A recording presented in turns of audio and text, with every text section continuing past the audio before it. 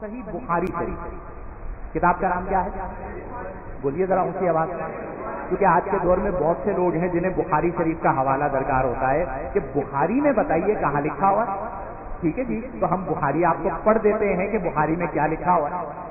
نبی کریم صلی اللہ علیہ وسلم فرماتے ہیں کتاب الرقاق باب التواضع کی حدیث مبارکہ کہ ان اللہ تعالی ارشاد فرماتا ہے من عادى لی ولیا فقد آذنتہ بالحرب۔ نبی کریم فرماتے ہیں اللہ فرماتا ہے کہ جو میرے کسی ولی سے دشمنی کرتا ہے آذنتہ بالحرب، اللہ فرماتا ہے میں اس بندے سے اعلان جنگ فرماتا ہوں۔ اب سب سے پہلے تو یہ تعین کر لیں کہ اولیاء اللہ سے دشمنی کون کر رہا ہے، اولیاء اللہ کے بارے میں زبان درازی کون کرتا ہے، اولیاء اللہ کے حوالے سے جری کون ہوتا ہے، بد کلامی کون کرتا ہے، اور وہ بد زبانی والی فکر لوگوں کے ذہنوں میں کون منتقل کر رہا ہے، تو وہ اس حدیث کی روشنی میں دیکھ لیں کہ اللہ فرما رہا ہے جو میرے ولی سے دشمنی کرتا ہے میں اس کے خلاف اعلان، اس کی جنگ جو ہے وہ پھر کس کے ساتھ ہے، اللہ کے ساتھ۔ اس کے بعد آپ فرماتے ہیں کہ وما تقربوا، اللہ فرماتا ہے کہ وما تقربوا الی عبدی بشیء احب الی مما افترضت علیہ، کہ بندہ میرا قرب اس کے علاوہ کسی اور محبوب عمل سے اتنا حاصل نہیں کر سکتا جتنا وہ میرا قرب حاصل کرتا ہے مما افترضت علیہ، ان ذریعوں سے جو میں نے اس پر فرض کیے، یعنی جو فرائض پر عمل کرتا ہے، فرض چیزوں پر عمل کرتا ہے، وہ ان فرائض کے ذریعے میرا قرب حاصل کرتا ہے سب سے زیادہ۔ اس کے بعد فرمایا وما یزال عبدی یتقرب الی بالنوافل۔ اب یہ صحیح بخاری کی حدیث ہے، اللہ فرماتا ہے کہ میرا بندہ نوافل کے ذریعے میرا قرب حاصل کرتا رہتا ہے، یعنی وہ نوافل پڑھتا ہے میرے قریب ہوتا ہے، نفل پڑھتا رہتا ہے میرے قریب ہوتا رہتا ہے، حتیٰ کہ وہ میرے اتنے قریب ہو جاتا ہے حتیٰ احبہ، کیا فرمایا، حتیٰ احبہ، کہ پہلے وہ میرا قرب حاصل کر رہا تھا، کرتے کرتے وہ میرا محبوب ہو گیا کہ حتیٰ احبہ، یہاں تک کہ میں اپنے اس بندے سے محبت کرنے لگتا ہوں، یعنی میں اسے اپنا محبوب بنا لیتا ہوں۔ اب یہ ولی کی بات ہو رہی ہے۔ پھر اس کے بعد فرمایا فَإِذَا أَحْبَبْتُهُ، اچھا مولا تو اسے اپنا محبوب بنا لیتا ہے تو پھر کیا ہوتا ہے، تو اللہ فرماتا ہے فَإِذَا أَحْبَبْتُهُ، جب میں اسے اپنا محبوب بنا لیتا ہوں تو میرے اس ولی کی، میرے اس بندے کی شان یہ ہو جاتی ہے کہ كُنتُ سَمْعَهُ الَّذِي يَسْمَعُ بِهِ، میں اس کے کان بن جاتا ہوں جس سے وہ سنتا ہے۔ کتاب کون سی ہے؟ بولیے ذرا اونچی آواز سے۔ صحیح بخاری شریف کہ كنتُ سمعه الذي يسمع به، میں اس کے کان بن جاتا ہوں جس سے وہ سنتا ہے، وبصره الذي يبصر به، میں اس کی آنکھیں بن جاتا ہوں جس سے وہ دیکھتا ہے، ويده التي يبطش بها، میں اس کے ہاتھ بن جاتا ہوں جس سے وہ پکڑتا ہے، ورجله التي يمشي بها، اور میں اس کے پاؤں بن جاتا ہوں جس سے وہ چلتا ہے۔ اب اس حدیث کی شرح ذہن میں رکھیں، کیا مطلب ہے اس کا؟ مطلب یہ ہے کہ بندہ اللہ کے قریب نوافل کے ذریعے ہوتا رہتا ہے تو اللہ فرماتا ہے کہ وہ میرا اتنا قریبی ہو جاتا ہے کہ میری انوار و تجلیات اس بندے کی ذات میں آ جاتی ہے، میرے انوار و تجلیات، نوری تجلیات اس بندے کی ذات میں آ جاتے ہیں، اس کی سماعت میں آ جاتے ہیں، اس کی بصارت میں آ جاتے ہیں، وہ میرا اتنا قریب ہو جاتا ہے۔ اور پھر اس کی شان کیا ہوتی ہے کہ اولیاء اللہ کے پاس کیوں جاتے ہیں؟ اس لیے جاتے ہیں کہ اللہ فرماتا ہے کہ میرے یہ وہ بندے ہیں کہ میرے اتنے قریب ہو گئے کہ وَإِن سَأَلَنِي لَأُعْطِيَنَّهُ، ان کی شان یہ ہو گئی ہے کہ اگر پھر میرا یہ بندہ مجھ سے سوال کرتا ہے تو اللہ نے یہ نہیں فرمایا کہ میں عطا کرتا ہوں، بلکہ تاکید سے فرمایا لَأُعْطِيَنَّهُ، میرا یہ بندہ جب مجھ سے سوال کرتا ہے تو میں اسے ضرور عطا فرماتا ہوں۔ وَإِنِ اسْتَعَاذَنِي لَأُعِيذَنَّهُ، اور میرا یہ بندہ اگر مجھ سے پناہ طلب کرتا ہے تو میں اسے ضرور پناہ عطا۔ اب اس کا مطلب کیا ہوا کہ اولیاء اللہ کے پاس جو ہم جاتے ہیں، جو وسیلہ بناتے ہیں، وہ اس وجہ سے کہ ہم اللہ کے محبوب نہیں ہیں۔ یہ کون ہے؟ بولیے ذرا اونچی آواز سے۔ یہ اللہ کے محبوب ہیں. ہمارے لیے یہ شان نہیں ہے، لیکن ان کے لیے یہ شان ہے کہ جب یہ مانگتے ہیں تو اللہ عطا فرماتا ہے. تو ہم اللہ کی بارگاہ میں عرض کرتے ہیں کہ مولا ہمارا تو منہ نہیں تجھ سے مانگے، لیکن یہ تیرے محبوب ہیں، ہم ان کے وسیلے سے مانگتے ہیں تو ہم پر اپنا فضل فرما دے. یہ ہے مسلمانوں کا عقیدہ.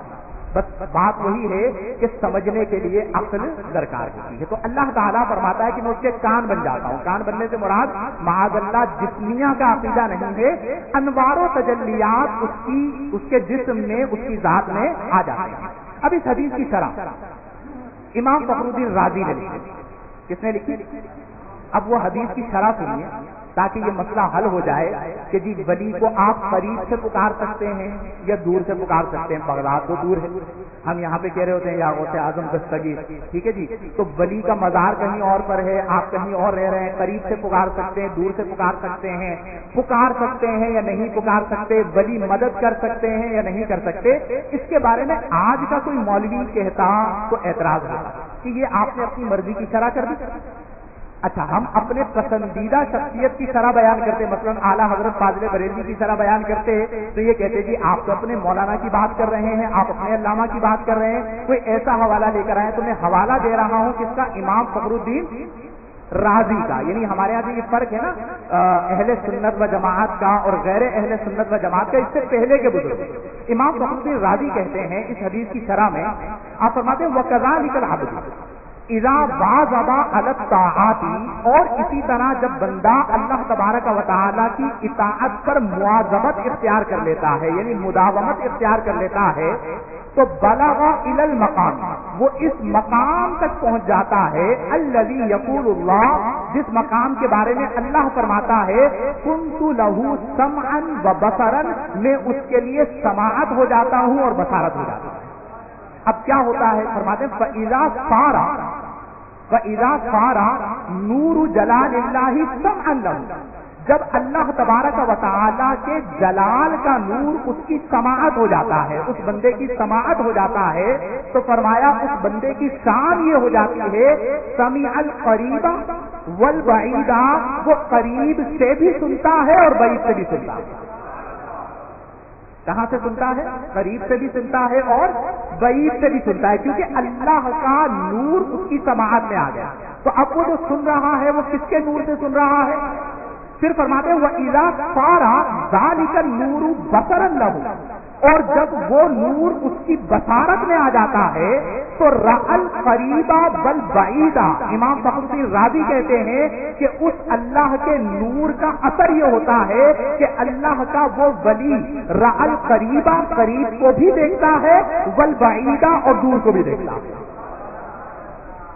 عقیدہ سمجھ میں آ رہا ہے آپ حضرات کو کہ جو اولیاء اللہ سنتے ہیں اس حوالے سے ہمارا جو عقیدہ ہے وہ قرآن و سنت کے مطابق ہے کہ رأى القریب والبعید، وہ قریب بھی دیکھتے ہیں، بعید بھی دیکھتے ہیں.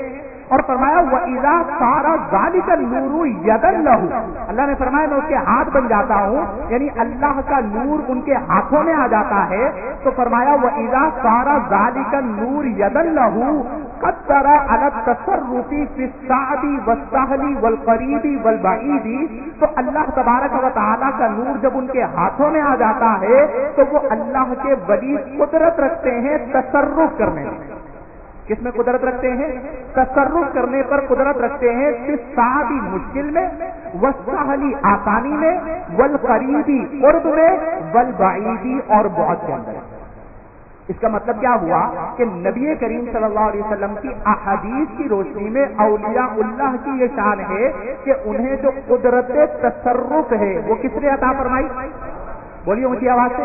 یہ بہت بڑا فرق ہے. اگر آپ اس فرق کو ملحوظ نگاہ نہیں رکھیں گے تو پھر گمراہ ہوگا.